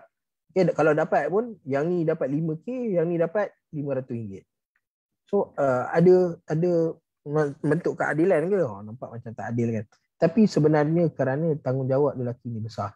Kenapa dalam faraid Nabi SAW kata apa? Fama baqiya fali aula rajulin zakar, lelaki. Lepas bagi pada semua anak-anak waris apa semua, ada baki tu bagi pada lelaki. So, kita pun kata dan lelaki ni dapat 2 nisbah 1. Kenapa? Kerana tanggungjawab. Sebab tu dalam Al-Quran Allah Ta'ala sebut lelaki. Sebab apa? Lelaki ni bila dia dah dapat, kadang-kadang dia dapat pendapatan dia dapat faraid dia akan lupa tanggungjawab dia. Dia dah tak ingat dah dia punya tanggungjawab. Faraid, aku dapat harta, faraid apa semua. Dia lupa akhirat nanti Allah Ta'ala tanya, hang buat apa dengan duit tu? Pendapatan lah yang patutnya hang bagi nafkah untuk isteri dan anak-anak. Hang buat apa? Dengan pendapatan yang diberi oleh Allah Subhanahu Wa Ta'ala tu. So sebab tu Allah Ta'ala istilah lelaki. Walaupun tanggungjawab tu sama, tapi nak bagi tahu bahawa perempuan dia tahu tanggungjawab dia. Sebab tu kita tengok perempuan-perempuan ni walaupun dah bergelar isteri, dia dapat duit pun dia akan share. Dia akan cuba share dengan suami dia. Dia akan cuba share dengan family dia. Sebab jarang sekali perempuan ni dia mengabaikan tanggungjawab dia. Dia tahu tanggungjawab dia. Tapi yang selalu mengabaikan tanggungjawab ini adalah lelaki. Sebab tu Allah Ta'ala fokus pada lelaki. So kaum wanita jangan marah. Bila tak keluar nama kaum wanita tu bukan bermakna Allah Ta'ala tak suka pada kaum wanita ke, ada diskriminasi ke, tak. Tapi kerana perangai orang lelaki ni, perangai yang perlukan kepada tekanan yang lebih, peringatan yang lebih pada mereka. Sebab tu banyak lelaki. Pada masa yang sama kita pun tak nafikan juga bahawa hak lelaki ni lebih tinggi. Walir rijali alaihinna, lebih tinggi daripada wanita. Sebab tu dalam ketua negara lelaki, dalam rumah ketuanya adalah bapa, suami dan isteri ketuanya adalah suami, So hak lelaki ni berada di atas. Kerana apa? Kerana tanggungjawab yang dia pikul. Okay, tanggungjawab yang dia pikul tu tinggi. Sebabkan nak dapat tanggungjawab yang berat, mesti jawatan tu tinggi. Okay, kalau jawatan grade 54, okay, grade 54 tak sama dengan 44. Okay, 44 ada tanggungjawab, ni pun ada tanggungjawab. Tapi sanggup ke 44 ni buat kerja grade 54? Tak sanggup. Okay, so bila dah dapat grade 54 ni, gaji pun banyak, pada masa yang sama tanggungjawab pun lagi banyak. Okay, sebab tu diberikan kepada lelaki pendapatan yang banyak, okay, bagi badan kuat, sihat apa semua, boleh angkat 50 kilo ke apa bagi lelaki ni. Tapi pada masa yang sama tanggungjawab dia pun besar juga. Perempuan jangan jealous. Jangan, tak payah nak jealous dengan lelaki. Penat jadi lelaki ni, penat. Okey. Okay. Ya Rasulullah, Ummu Salamah kata kepada Rasulullah, kenapa tak ada cerita pasal perempuan pun dalam hijrah ni? Mesti ada cerita pasal perempuan. Maka Allah Ta'ala menurunkan ayat ini. Anni la udhi'u amala amilin minkum min zakarin aw untha ba'dukum min ba'd. Okay, maka Allah Ta'ala turunkan ayat ini bahawa aku tidak akan mensia-siakan siapa-siapa punya amalan pun, lelaki atau perempuan. Janganlah sebab tak ada sebut perempuan kata pahala lelaki lebih daripada pahala perempuan. Tak. Allah Ta'ala akan bagi sewajarnya. Okay? Hatta lelaki penat tu, kena pergi solat berjemaah. Nak dapat pahala 27 kali ganda ni, lelaki kena pergi solat jemaah. Nak start motor ke, bawa kereta ke, hujan ke tak hujan ke, pergi juga. Okay, kadang nak redah hujan, kena pula imam baca panjang, kena tahan dekat ni. Tu nak balik pula lepas solat maghrib hujan. Tu tunggu pula sampai isyak. Susah nak dapat pahala 27 kali ganda ni. Tapi perempuan duduk kat rumah, okay, suruh je suami pergi solat. Suruh suami pergi solat, dapat pahala 27 kali ganda. Apa lagi nikmat yang nak didustakan? Okay, suami keluar pergi bekerja, penat pergi kerja, kena ada kerja-kerja pula, kerja yang ada sebahagian tu berat, yang tak berat, yang duduk dalam aircon tu tak cerita lah. Okay, tapi ada kerja berat, ada kerja tak berat. Pahala suami bekerja tu, isteri yang duduk kat rumah siapkan makanan apa semua dekat rumah, penat juga. Tapi kadang-kadang macam itulah, keluar ni dia tak sama macam duduk dalam rumah. Duduk dalam rumah ni rasa tenang dia lebih. Kalau penat boleh rehat. Masuk pejabat ni kalau penat bukan boleh tidur. Tak boleh tidur. So yang dekat rumah dengan ketenangan, dengan ni, dia akan dapat pahala sama macam suami dia yang keluar bekerja. Suami dia sedekahkan harta di jalan Allah Subhanahu Wa Taala, dia boleh dapat juga kerana dia bantu suami dia untuk membolehkan suami dia menginfakkan harta di jalan Allah Taala. Okey, suami lelaki kena pergi berjihad di jalan Allah Taala, angkat senjata. Nabi kata jihad bagi perempuan adalah haji dan umrah. Pergi buat haji, pergi buat umrah sama macam lelaki pergi berjihad, ganjarannya. So apa nak didustakan? Maksudnya adalah setiap seorang tu Allah Ta'ala dah bagi kelebihan masing-masing. Orang ni nak dapat pahala lebih, ada tanggungjawab dia. Orang ni nak dapat pahala lebih, ada tanggungjawab dia. So kerana tu Allah Ta'ala kata, apa ayat Allah Subhanahu Wa Ta'ala sebut dalam surah An-Nisa. Allah Ta'ala kata, jangan kamu lalu saya baca ni, tiba-tiba dia hilang pula pada petang ni. Sekejap saya tengok ayat dia. Allah Subhanahu Wa Ta'ala sebut, Allahu Akbar. Mana pergi ayat ni?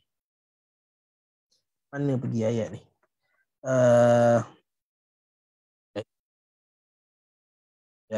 Saya pun dah tak ingat dah kat mana ayat tu.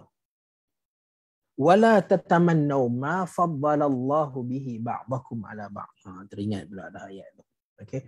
Janganlah ada di kalangan kalian yang mengimpikan kelebihan yang Allah SWT berikan pada orang lain. Okay, Allah Ta'ala beri kelebihan, kadang kita tengok jiran kita, kita nampak dia kaya, kita pun kata, Ya Allah jadikanlah aku kaya macam jiran aku kaya. Dia kaya, dia boleh jadi beriman sebab kaya. Kita kalau kaya, belum tentu kita boleh jadi beriman.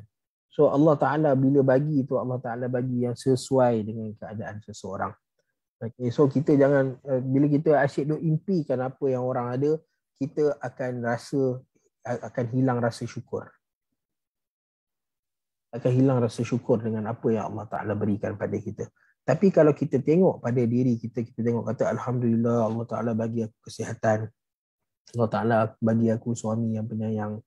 Allah Taala bagi aku anak-anak yang menghormati aku. Okey.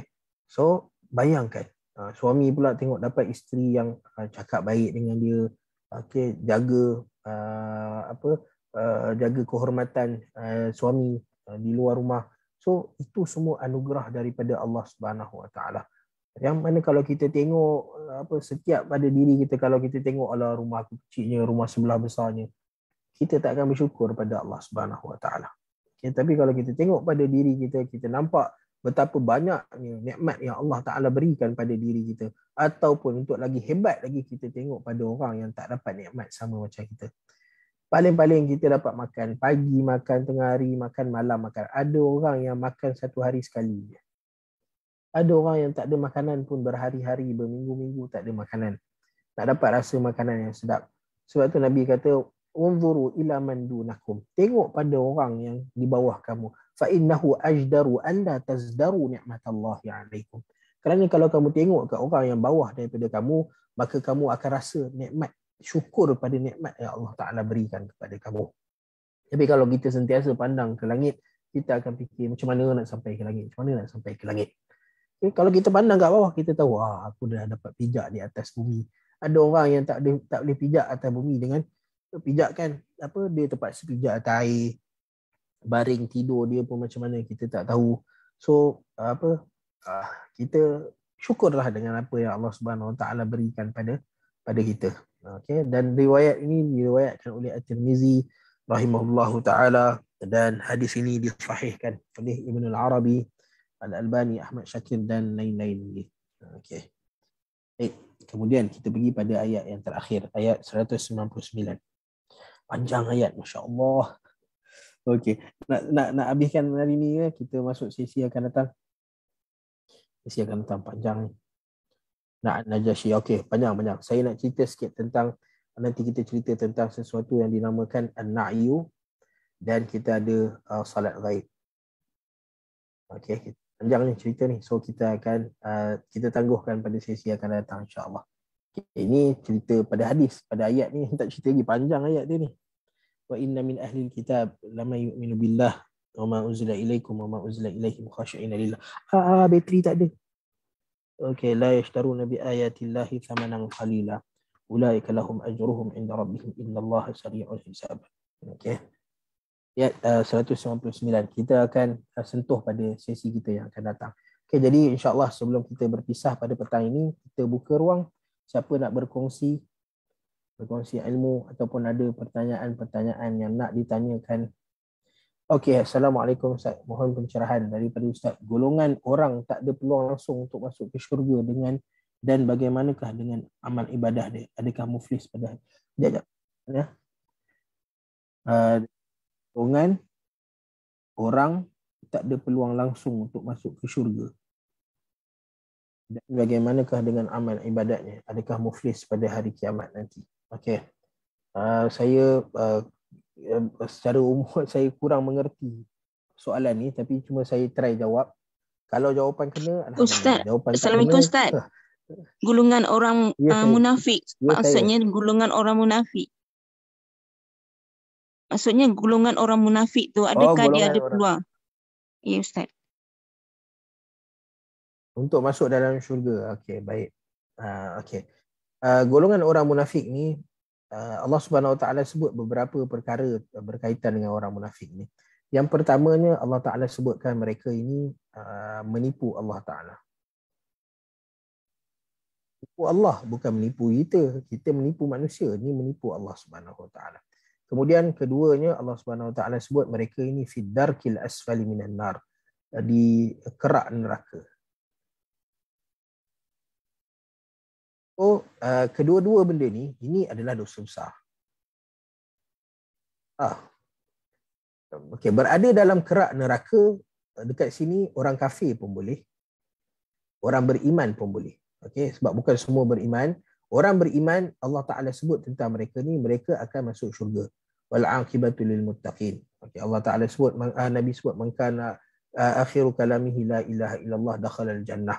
Okay, siapa yang menyebut la ilaha illallah, dia akan masuk syurga Allah Subhanahu wa taala. Okay, orang yang beriman maka dia akan masuk syurga. Tetapi ada yang masuk syurga awal-awal lagi dah masuk.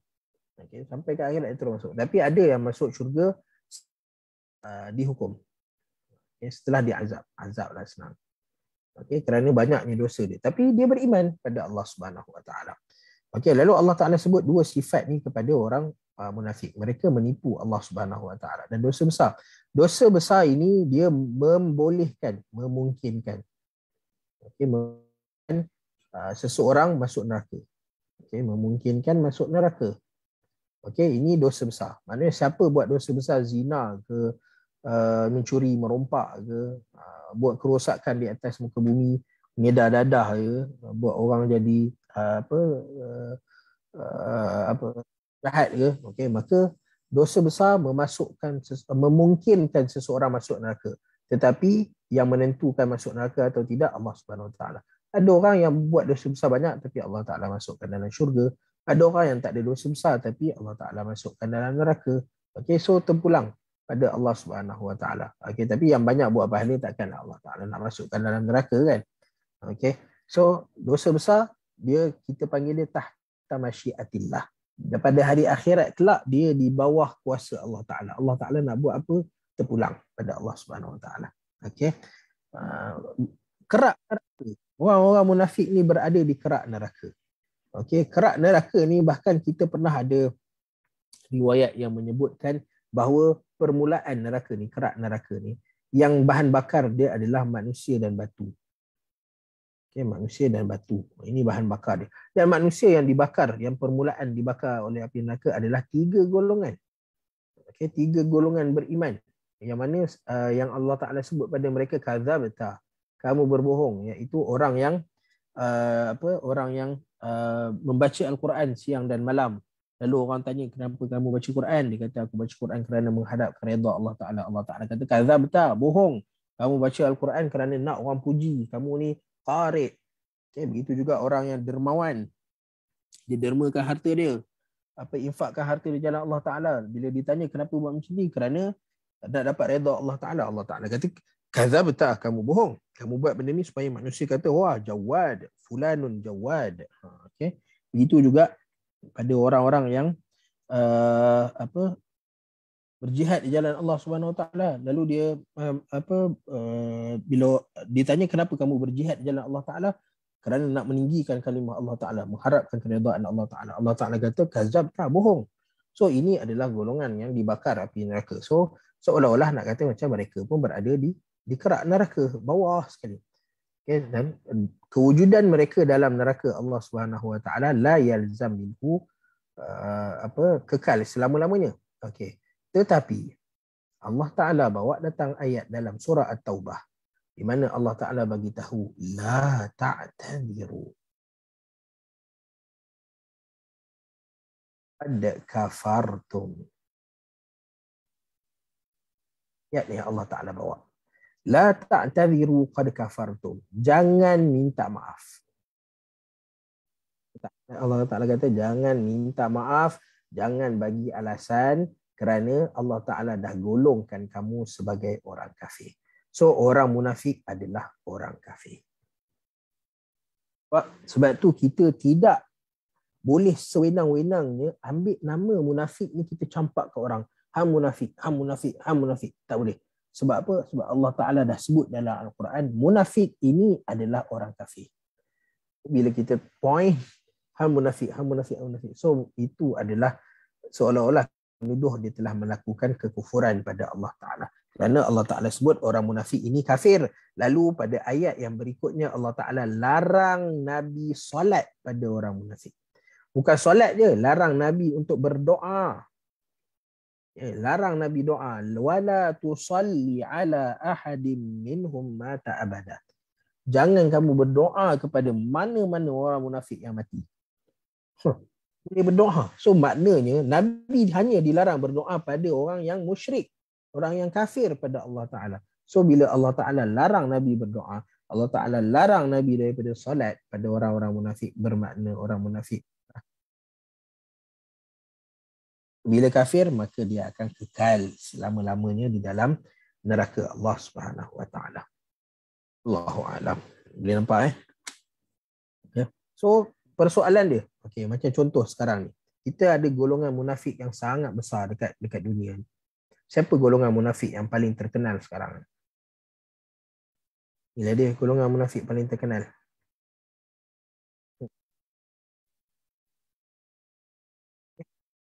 Macam mana kita nak mengislamkan orang yang kata Al-Quran tak lengkap?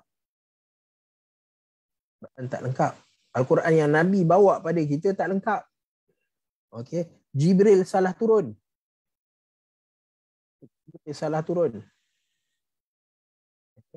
Ali jelmaan Tuhan. Dan akidah al-hulul.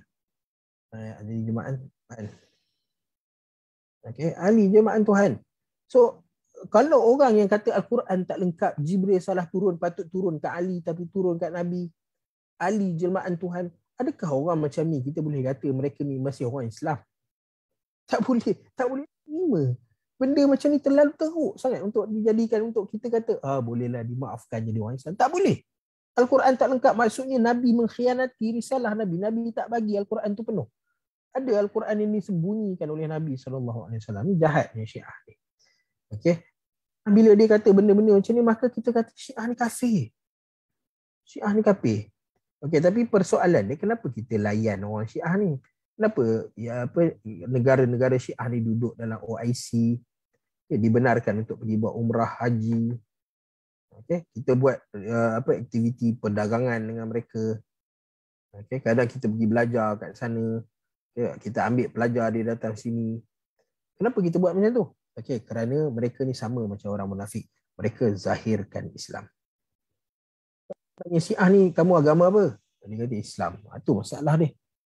Kalau mereka ni kata kami agama kami sendiri, Syiah, tak apa, tak ada masalah. Tapi mereka nak nisbahkan, nak tempekkan juga diri mereka pada orang Islam. Syiah ni Islam. So, ini munafik yang paling besar. Jadi, kita tahu dia zahirkan Islam, kita kena layan dia macam orang Islam. Tapi pada masa yang sama, Syiah ini adalah orang yang kafir. Secara umum. Sebab bukan, kalau kita pergi pada individu-individu Syiah. So, kita dah cerita sebelum ni kan, beza antara kita nak menilai satu kumpulan besar ni dengan individu-individu yang ada. Dalam Syiah ni, okay, ada ulama', okay, ada golongan intelektual, okay, dia orang biasa, orang awam dalam Syiah. So kita tak boleh samakan level. Semua ulama' sama macam orang awam, ulama' macam golongan intelektual. Tak. Okay, kita kena bezakan. Okay, tak adalah kita kata okay, Syiah ni semua sekali ni kafir pada Allah Subhanahu Wa Taala. Tak, kita kata Syiah tu kafir. Tapi kita nak pergi pada satu-satu, kita kena tengok ulama', memang kita kata kalau mereka berpegang kepada 3 benda ni, maka kafir lah. Okay, tapi orang awam kadang dia tak tahu. Dia tak tahu, dia dididik daripada kecil dengan benda tu. Dia bukan tahu pun apa yang berlaku dekat luar. Tak ada buku-buku hanya diberikan buku-buku berkaitan dengan Syiah daripada kecil. So, dia ada hukuman lain. Dia ada penilaian lain. Dan Syiah ni pula ada perbezaan-perbezaan mazhab dia. Ada yang Zaidiyah, ada Ja'fariyah, okay, ada Ithna Asyariyah, okay, Asyariyah. So Syiah yang berbeza ni pun kita ada penilaian yang berbeza terhadap mereka. Okay, tetapi secara umumnya Syiah, kerana nama Syiah ni dah memang dikenali sebagai ni, golongan-golongan ni. Okay. So maka kita kata secara umumnya Syiah ini kufur pada Allah Ta'ala. Tapi secara detailnya maka kita detailkan satu persatu. Okay, wallahu a'lam. Boleh nampak ke? Boleh.